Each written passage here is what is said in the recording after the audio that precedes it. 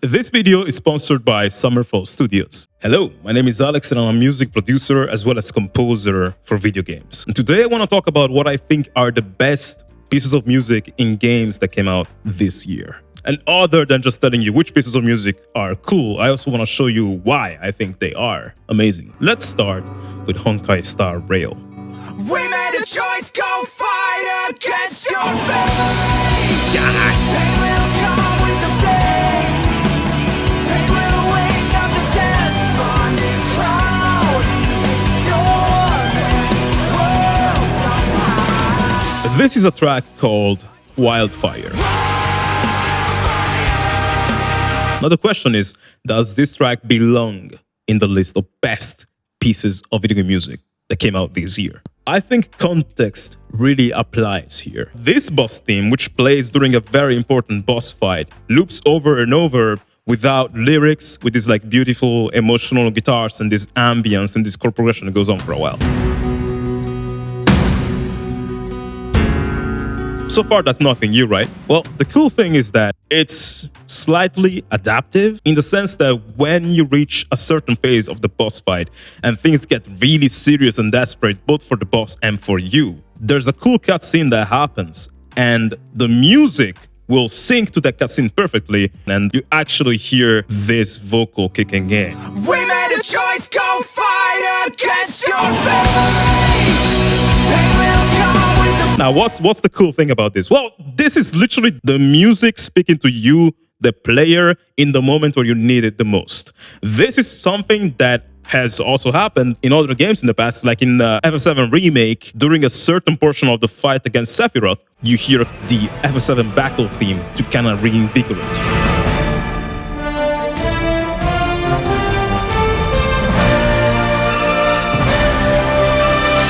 These are the type of moments that create core memories for us gamers. You will forever remember when you were facing this boss in Honkai Impact and it felt impossible, but then the music told you in the coolest way possible, you can do it. We're here for this reason. We have to finish it. That's where video game music breaks the fourth wall and gives motivation to tough parts of your life. Especially if you're a teenager, which I suppose is the target audience for this game. Witnessing something like this and hearing the music speak to you like that at such a young age must mean a lot. The second thing I really like here is the vocal production, which I spent some time recreating with my own voice, which sounds terrible, I'm sorry, but in doing so I realized the technique in the vocal production contains some storytelling bits. For example, when you hear the pre-drop phase, it sounds way more narrow in the way the vocals are mixed. And this makes it sound like these voices are speaking from within. We made a choice, go fight against your fate. But then, after that, the voices kind of get way more wide because now the harmonies get like wider and you get this. They will come with the blade. They will wake up the despondent crowd. So the cool thing is that that contrast represents that voice that gives you motivation first comes from within, from your souls, from your hearts. And then when it goes to pain will come from the blade, like that's like super wide. It's kind of like the world accepted your motivation and now everybody is fighting together for one common goal. That's what I think the vocal production is trying to tell about the story. But from the perspective of music itself, it gives contrast. In fact, this is a song that I think will work super well on a movie trailer. Let's see what happens if we were to orchestrate it. We made a choice, go fight against your fate. They will come with the blade. They will wake up the despondent crowd in his storms world somehow. Yeah, it kind of works. That's super cool. I do think that this track, in its simplicity, deserves to be on the list of one of the best tracks from games this year. Another track that broke the internet and kind of broke me as well is this.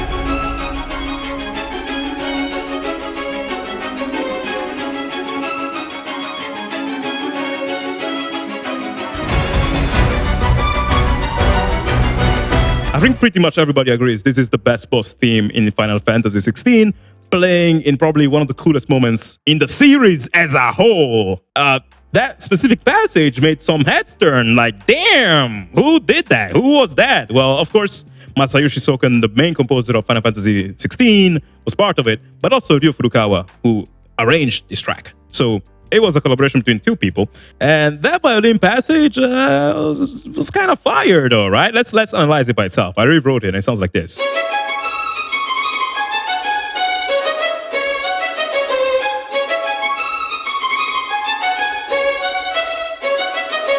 So, not gonna lie, this violin melody is pretty cool, pretty fire, but why is that? Well, there's different reasons. One of them, for me personally, is that when I heard this in-game, it felt very different compared to the rest of the soundtrack in 16. Final Fantasy 16 soundtrack is orchestral, but this passage felt different. It actually made me feel the same way I felt when I played Kingdom Hearts 2 as a kid, and I went against the Organization 13 the first time, and the Organization thing came out, and it sounded like this.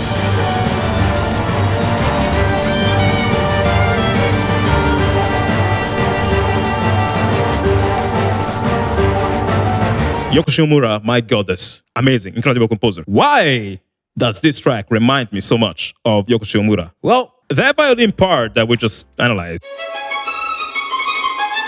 it sounds so in your face as opposed to the other orchestras in 16. And the reason for it is that I believe that violin melody is being played by a soloist. What does that mean? Well, when you hear a symphonic orchestra track, most times it's like a lot of strings in it, like, 40, 60, 50, whatever, 100, depends on what track you're hearing. And when you hear a soloist compared to hearing an ensemble, you hear way more details because it's one person, you hear all the intricacies of what they're playing. Whatever they play bounces around a lot more, and it's much cooler.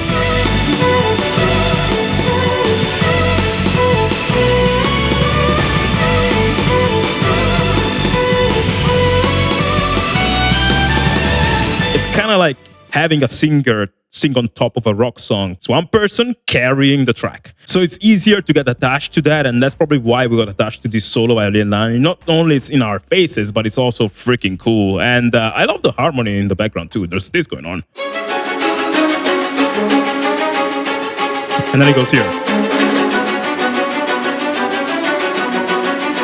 It's pretty cool. Like, that's the bit that makes it feel like classical music for me. Another thing that many players have noticed while playing the game in this moment is that this track feels kind of similar in spirit to another very famous track from an RPG game. And so I tried to sneak a bit of that other track in here to see if it works. Let me know if you notice anything.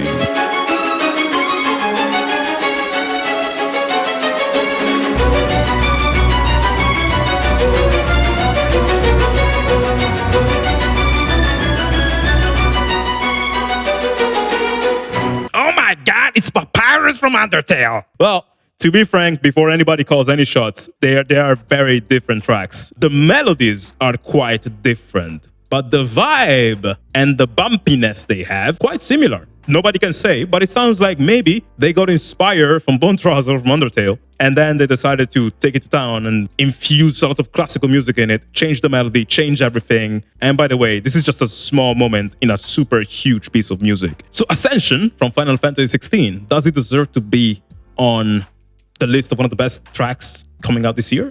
I think it does. One, because it's a freaking insanely detailed and beautiful orchestration. Two, it brings back classical music in a way that I'm like, damn, that's actually a very powerful modern take of classical music. 3, Undertale reference. Final Fantasy 16 soundtrack is full of bangers, by the way. Here's another one of my favorites.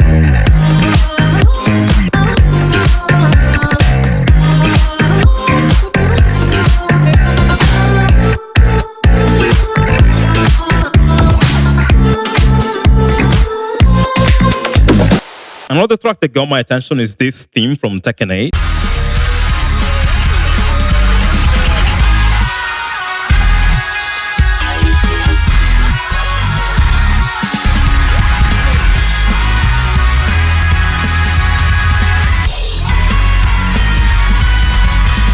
Does it deserve to be on the list of the best video game themes from this year? Let's talk about it. You see, when I first heard this track, the track begins with this disgustingly aggressive guitars. God, it's so nasty. Tekken's music often is extremely aggressive. But then it does this thing where in the middle of a very heavy song, you may have one melodic passage which kind of justifies all the aggression that came before and actually makes it more beautiful because it's such a cool contrast. That's kind of what happened to me when I heard this vocal passage right here, which Why does this sound so beautiful? How can you actually get a man to sing such a pristine melody and still stand out, despite the aggressive guitars that are adorning it? I asked myself those questions and I tried to recreate those vocals by myself. And in doing so, I realized two things. One, vocal production on Tekken must be freaking impossible because I did not nail it.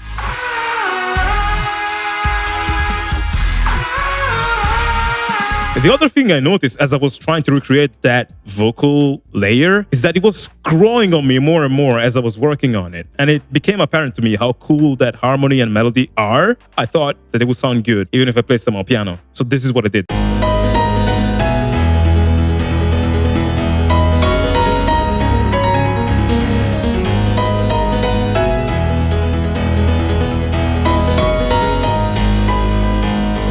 What I figured is, underneath all that crazy aggression and ear candy and sound design, there's actually a lot of heart, because that melodic idea in there sounds so awesome. And that's usually how I judge my tracks. If I write a piece of music, I want to know that when I arrange it for piano, it still sounds great. And if that's true, then it's a great piece. Anyway, I went to town and I then remixed it into a down-tempo sort of thing, so...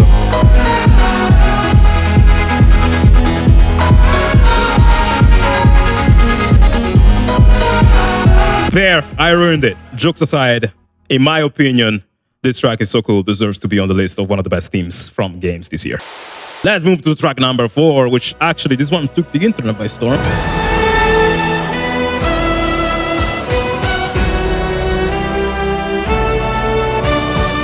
Right, listen, I'm not gonna bullshit you on this one. I didn't like it. I'm just kidding. Got him. This is fire. This deserves to be on the list of best themes from games that came out this year. The reason for it, though, pretty meta. That saxophone line that everybody loves, you know, that it's not just saxophone. I rewrote it and tried to analyze it to understand why that slaps. This is what I got. If we take saxophone only, you get this. Well, I'm sorry. My computer just glitched. I'm so sorry. That was terrible. Here's what the sax by itself would sound like. And this is like a virtual sax, so it's terrible. Sorry about that, but this is what it sounds like. Like, it's not the same, right? Doesn't have the same width. One of the reasons is, again, this is virtual. A real sax performance would sound way better. But what we have going on in the Zelda theme is actually like underneath the sax, you have many more instruments merged together in one single unit. So we have this piano, actually. We have an orchestra with choir. And then more importantly, we have another iconic instrument in Zelda Breath of the Wild Tears of the Kingdom, which is the Eru ensemble. When you put all that together, you get the actual instruments that are carrying the lead melody here.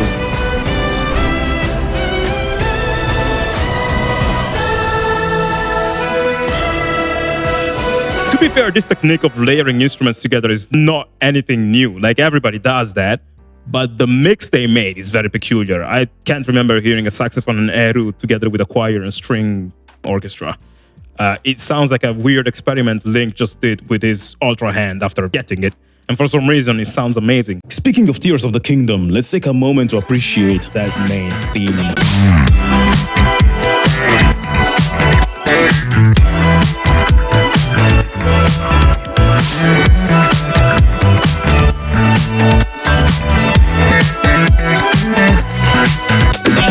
Now, this next game I want to talk about is one that maybe some of you have not heard about, but I'm sure at some point you will. Because this soundtrack is so crazy that it's basically changing the concept of what video game music can be, at least in my own opinion. And it's a bit hard to explain for that reason. It goes deep. But let me use a metaphor for that. Let's take Baldur's Gate 3. It's making everybody's heads explode as a game because there's so many small decisions that you take throughout your adventure that can violently change the course of your story. To the point that I think this game has like, I don't know how much, more than 1,000 endings. Like something stupid like that. It's like insanely amazing what they were able to do with that game. It's not the first time we see a game with multiple story deraminations and endings and stuff like that and story paths, but some people, some maniacs have often asked themselves the question of like, wouldn't it be amazing if there was a soundtrack that does the same as a game whose story cannot change its paths? A soundtrack that evolves with you, the player, that sings about you, that writes or proposes melodies and leitmotifs based on your actions, which you're gonna hear again later in the game, that are gonna remind you of decisions you took hours ago. A soundtrack that is so adaptable that no players are gonna ever hear it in the same exact way. That has been the dream of so many music nerds, and it's been impossible until today. Because today, I can tell you the absolute big brain mad lad called Austin Wintory did just that. He wrote a soundtrack for a game called Stray Gods. This game is actually a musical, meaning the songs have a lot of lyrics, and the lyrics are descriptive about the story that you're seeing unfold in front of your eyes. The cool thing is that every verse in the song is determined by decisions you make. This means that every verse can change drastically depending on what type of player you are. This is such a big brain concept that it's kind of hard to explain, so let me actually give you an example from the game itself. Context. In the game, in this scene, you're engaging in a musical number with your enemy. Your enemy is a person who owns the club you're in, and as you enter the club, she freaking dissed you. And now you decide in the music how to answer. You have three choices. If you want to answer aggressively, if you want to answer charismatically, winning her favor, or if you want to answer smartly, being a smartass and basically dissing her back. So depending on the choice you make, the song takes completely different directions. For example, this is the smart answer to her diss. Hope everyone's having a great night. I guess I'm this evening's sacrifice. But I'll see what I can do. You deserve a good show. It's pretty sassy, it's pretty smart, it's awesome. And as you notice, the music is kind of like subdued and stuff. That's because the game, when you make the smart choices, chooses a specific instrumentation and chooses a specific tone, not just in the lyrics, but in everything. If instead you decided to go with the aggressive route, you get this. Hello? Testing 1, 2, testing 3. Is this thing on? Are you testing me with your coterie, ogling expectantly? Heads up, wrecking me won't come for free. See, it won't be easy, Persephone, when I use the moves I bring blessedly. Shadows don't scare me, see, I'll survive it. Maybe you want to do this in private. That was pretty dope and very different from the blue answer. Well, if you choose the green version, which is the charismatic, you try to win Persephone's favor and you get this. Love what you've done here, this place comes up well. You've nailed the theme, it really feels like hell. Guess you're not looking for new clientele. Just as well, that's a 5-star review. These are all the same song, but they're not the same song. It's a weird concept to wrap your head around. And let me tell you, you may have recognized one thing in the red answer, the bass tone, quite familiar. And the reason for it is that I was the one who recorded bass on this track. So this was my kind of first collaboration with Austin Wintory, and it was awesome.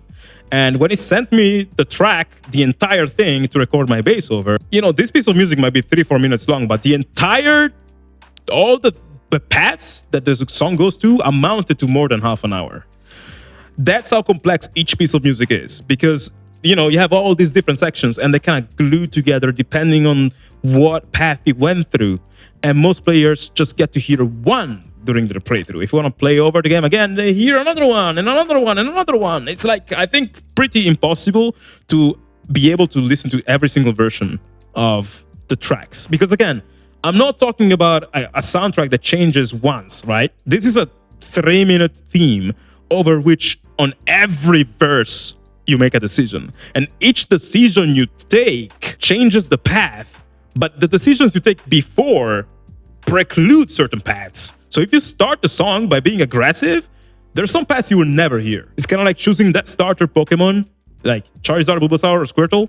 You know, if you choose Squirtle, you're never gonna see a Charizard in your team unless somebody gives it to you. This doesn't only occur in one song. The way one song goes may alter the way a song goes 2 hours later. It alters the way the story goes because this is a musical, so the story happens in the song. And I don't know, I probably sound like a Jehovah's Witness right now, preaching in a way that you're like, what you're talking about isn't real. But I'll tell you, it's real. It came out just recently. It's called Stray Gods. I think it's on most consoles, and it's awesome. And the second thing, the characters in this game are all voiced by freaking legends. The protagonist is voiced by Laura Bailey. There's a character voiced by Troy Baker.